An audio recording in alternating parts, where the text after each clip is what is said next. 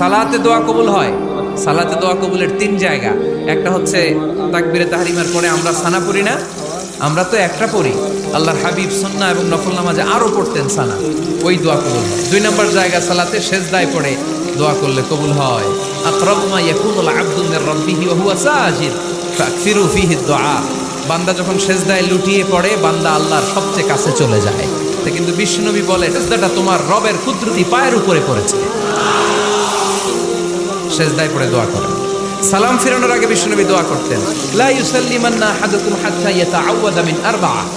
আল্লাহর হাবিব বললেন, চার জিনিস থেকে পানাহ না আছে আমার কোন উম্মত যেন সালাম না ফিরায়। তারা যেন পড়ে, আল্লাহুম্মা ইন্নী আউযু বিকা মিন আযাবিল কবর, আউযু বিকা মিন আযাবি জাহান্নাম, আউযু বিকা মিন ফিতনাতিল মাহইয়া ওয়াল মামাত, আউযু বিকা মিন ফিতনাতিল মাসিহিদ দাজ্জাল।